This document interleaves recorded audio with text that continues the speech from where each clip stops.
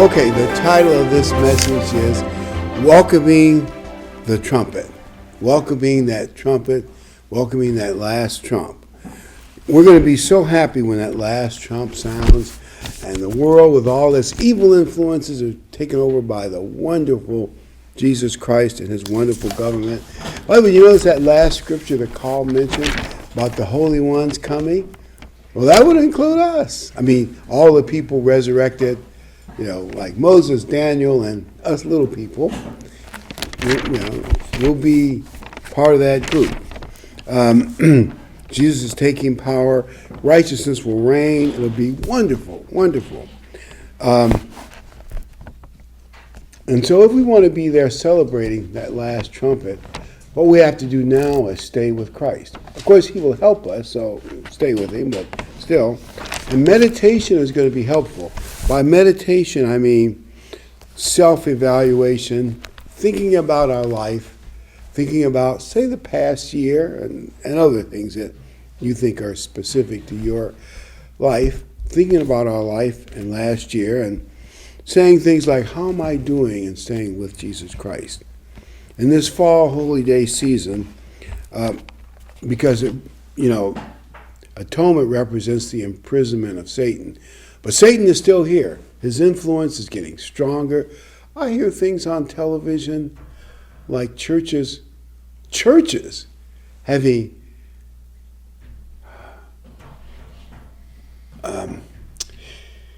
these men all powdered up and wigged up and whatever you want to call them, parading with kids and public schools telling kids how to do all kinds of sexual things. If I might even offend people if I even mention it. One or two of them, I don't even know what they are, but I have a bad feeling we don't want to know what they are.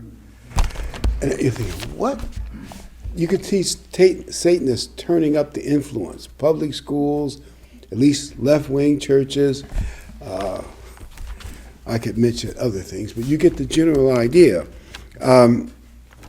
So we have to ask ourselves as we think about the past year, how is Satan and his world dialing in on us? How is he influencing us? How can we outwit him, if that's the right term, get away from some of his influences? As he comes up with new ways to get in our way, we may need to think strategically how to avoid it. Because he's not locked up yet, and he's not going to go quietly. He's going to turn up the power. So think about it. So between now and atonement, you got time to think about ourselves. Meditate. How can we do better? How can we do better? Self-exam, considering that this is still the devil's world we're in, will be very helpful to us. 2 Corinthians 13:5. 2 Corinthians 13:5. Paul writes to the Corinthians in verse 5, examine yourselves to see whether you're holding to your faith. Test yourselves. Test yourselves. Do you not realize that Jesus Christ is in you, unless indeed you fail to meet the test? In other words, see if your life showing indications that you're still inspired, you still understand things, Christ is still influencing you, you feel the Spirit in you. And David boldly said in Psalms 139:23, he said, search me, O God, know my heart, try me, know my anxieties, see if there's any. You think about that. I would be afraid to pray this, but I know a young man who did it, and I don't think it was a wise thing to do. Anyway, I shouldn't accuse him of self-righteousness. That's how it looked to me at the time, but But David said, try me, know me, and see if there's any wicked way in me, and lead me the way everlasting. Well, I wouldn't advise doing that, but you might pray that God could help you understand your human nature a little better, could help you do better than last year. Because I would argue, and I got this from reading other people's statements in the church before me. It's not my idea, but it's better if we test and search ourselves and find things and we try to correct them than if God has to correct us because we're going so far astray. Like one man said, you'd like to teach young people and kids and stuff how to correct course correction, not have to get in trouble to course correct. So it's better if we do it. Don't force God to do it on us. And just like someone said, America needs to rediscover the Constitution. I see these TV shows where guys got a camera and he's asking kids real basic questions like, who do the Americans have to win against to get our independence? And they say things like, North Korea. Their knowledge of history is totally, or they ask them something about the first, second, third, fourth of the Bill of Rights amendments, and they can't tell us the Ten Commandments, Bill of Rights. They have no idea. I mean, they know nothing. Maybe I should say nothing, but the stuff they know is probably bad or misapplied. And well, just like America needs to rediscover the Constitution, we need to renew our Bible commitment. And the periods from trumpets to atonement is such a time. When that trumpet called, it was an alert to Israel, a warning maybe about an attack of an enemy, battlefield, just like Carl said, information. I want to tell you the story about taps. There was this musician from the South, and he, of course, was put in the army in the Civil War. And after one of those terrible battles, as the sun was getting ready to set, he just played with his heart. Apparently I don't know if he wrote it down, but he composed what was called taps. And he played that over the battlefield. Both sides were mourning and honoring their dead and crying. They didn't fight for quite a while. It had a profound impact. The odd thing is, both armies adopted taps, and I believe this is true. Even the Navy, when they bury men who died at sea, they play taps. I'm just showing you the power of the trumpet.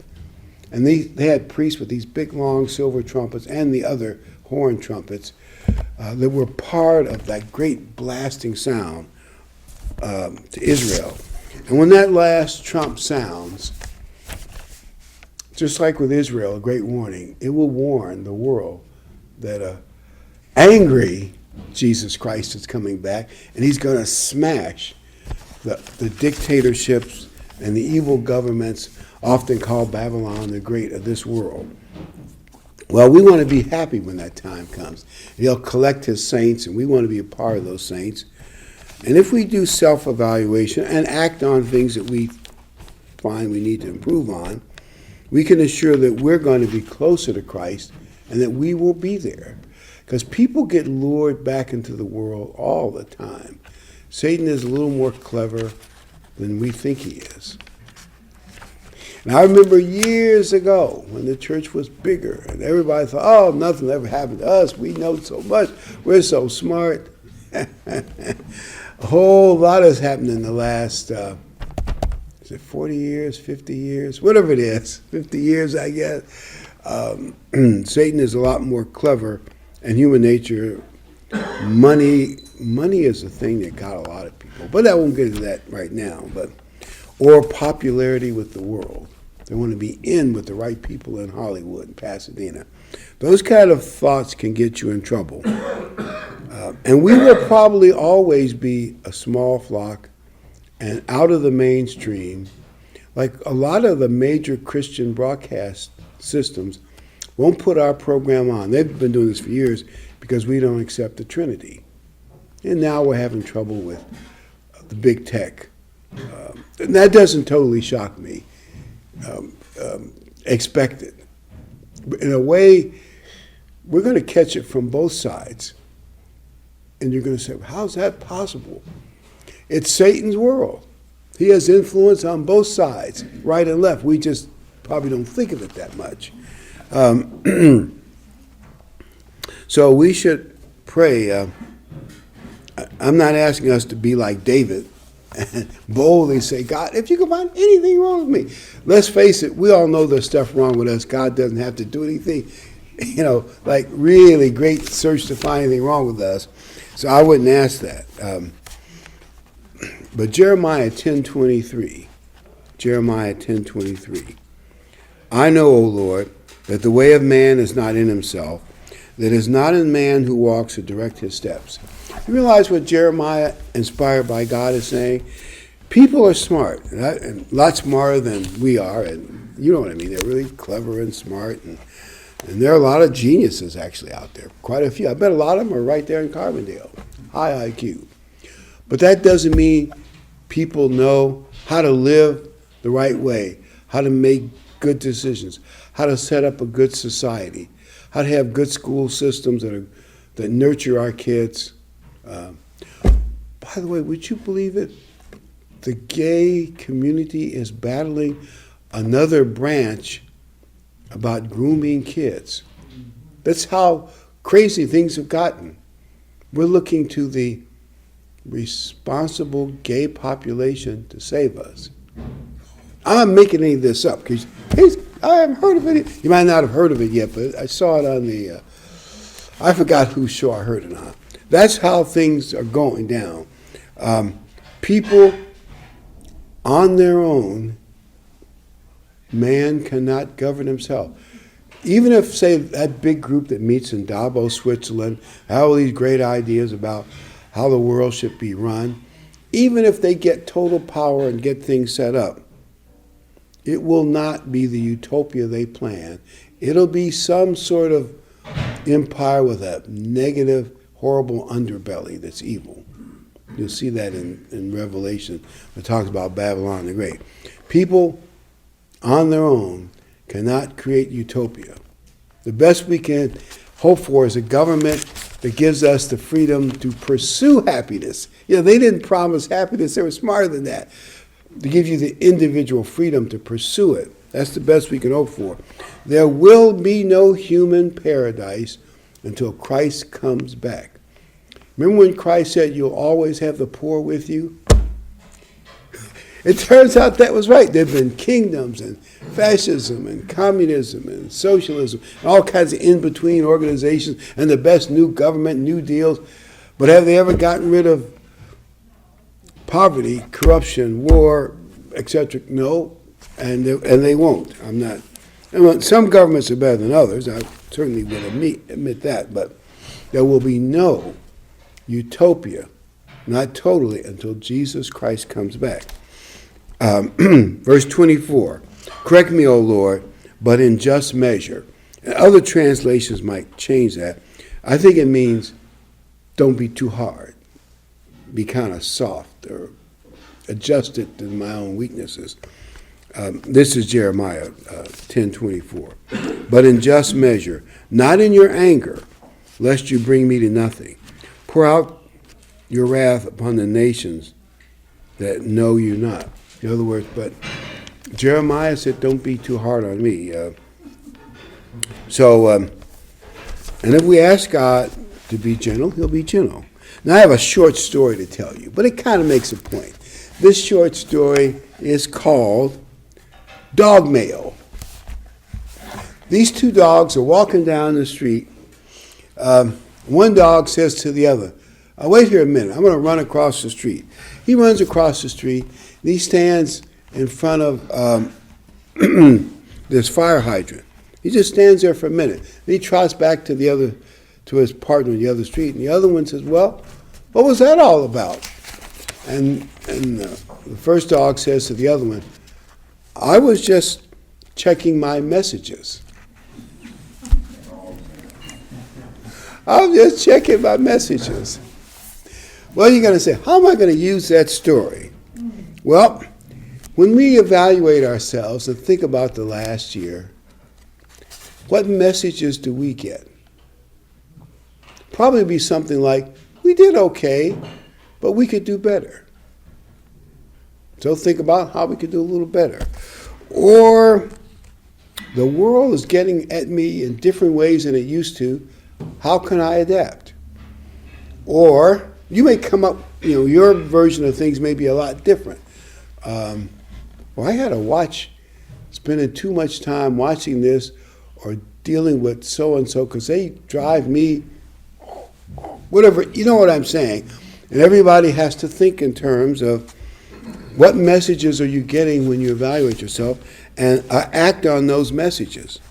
When you reflect back on last year, see if you come up with any messages.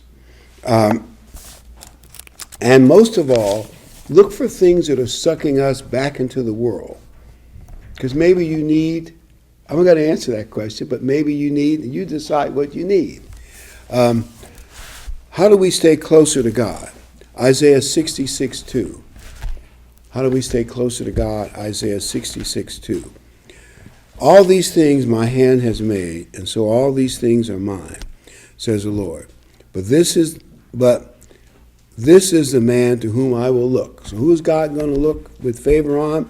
He that is humble. He that is humble and contrite in spirit and trembles at my word. In other words, you really respect God's word. 1 Corinthians 10:4. 1 Corinthians 10:4.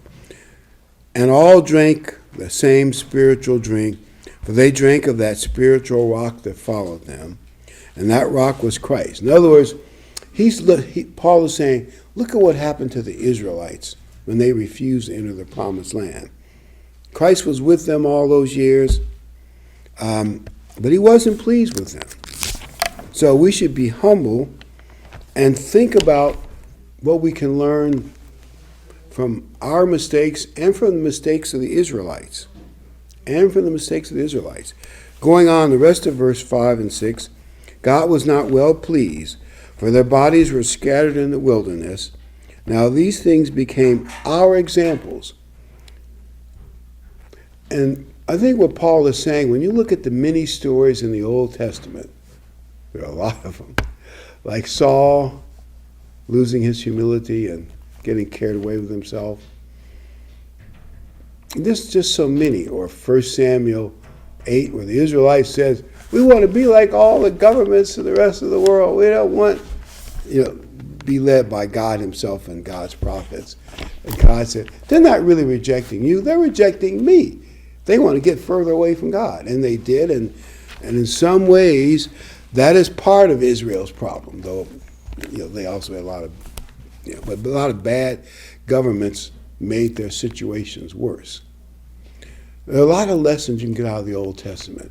And Paul is saying, isn't it easier to look at someone else's example and avoid problems? Like, you could mention to some wild and crazy teenager, look, did you read this story about these young men, young college students? They went to a party, and somebody said, hey, we've got some marijuana you can smoke. Man, it'll make this party really good. It turned out the marijuana was laced with fentanyl, a deadly, even a little bit deadly drug. Some of them died and others went to the hospital. And by the way, I think 107,000 people died of drug overdoses last year, the vast majority fentanyl. And apparently these drug dealers, they're even making candy versions for little kids. That's evil. But they sprinkle it in other drugs to give them more pop. I guess that's what they would say. They don't care about quality control, apparently. And here's what's tricky.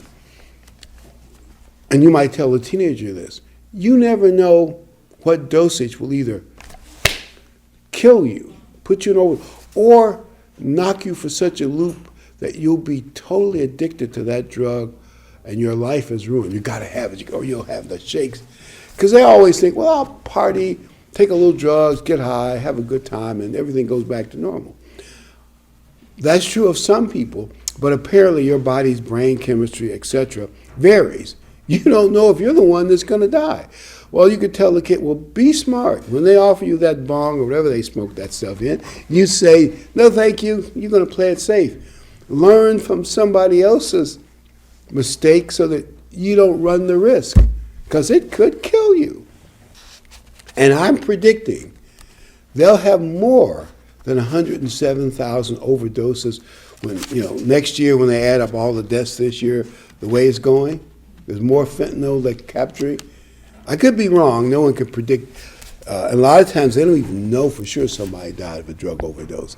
These things are often hard to tell with absolute accuracy. So it's just hard to know. We just have to kind of wait and see. Anyway, verse 6. Now to these things are our example, to the intent that we should not lust after evil things as they lusted. So use Old Testament examples to learn the easy way. To learn the easy way. Like, for instance, and Carolyn I grew up with, she had a lot more on the ball than I did in a lot of ways, charm. And anyway, but she got hooked on smoking. It was a cool thing to do.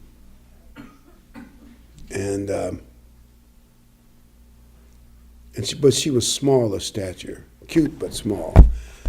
She died. Well, she had some other related lung stuff that also came along at the same time. I believe she died at 47. Shock. And all I can say is, if you're smart, don't get started with cigarettes, because it's a tough addiction to kick. And you never know. Now, some people can handle it, not a problem, I'll admit that, but you never know. Especially if you're small, you're not a big 240-pound, big lung capacity. I think it's even more dangerous. But all I'm saying, learn from the example of others who die younger than they ought to, sometimes a lot younger. Learn the easy way. So learn the easy way is the first thing. Secondly, ask for guidance. Ask God through His Spirit to help us see what we ought to see up ahead. And I don't know what next year will bring. Next year could be nice, or it could be, I was just thinking, we're still very blessed. Relatively speaking, in much of the world, they pay about 60-some% of their income for food. That's actually true, much of the world.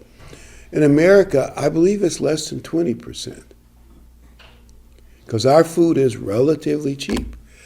Granted, you're going to say, but it's up about 11 to 15%. We're all crying. And I'm not saying that's a good thing, but you realize we're still blessed?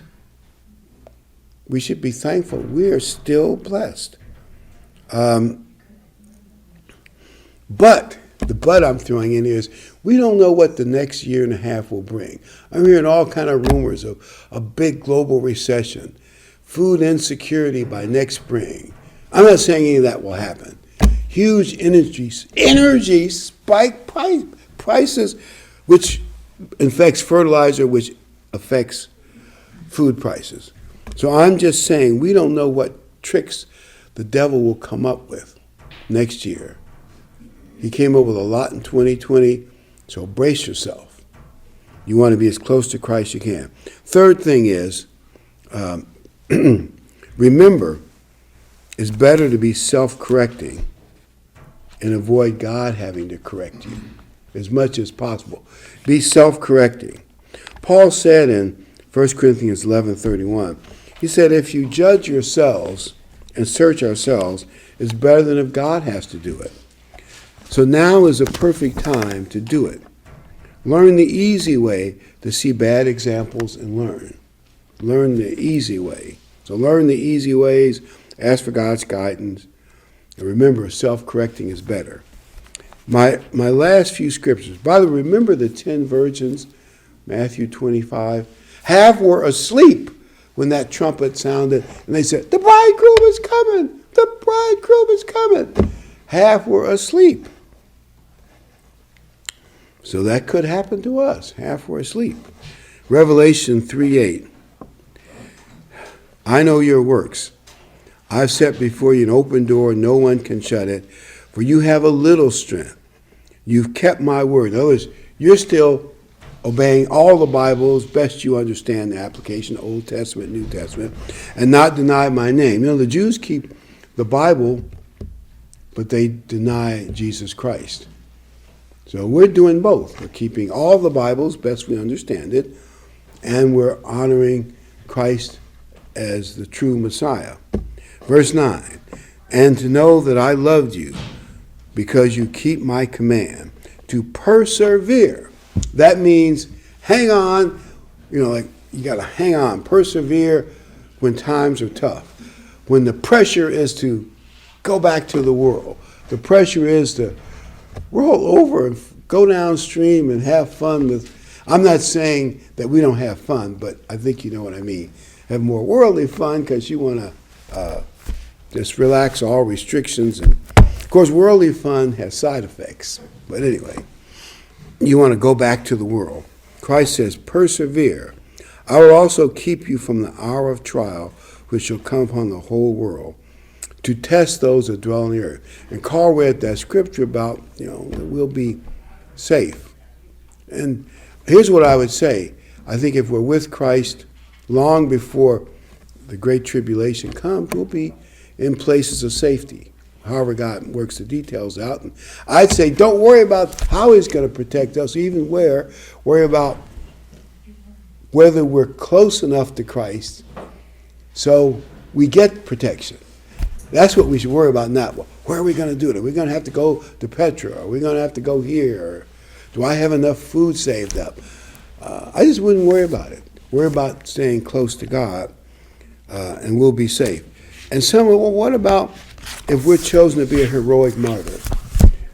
If you're chosen to be a heroic martyr, that's a good thing. You read about some of the martyrs in Tyndale and many others.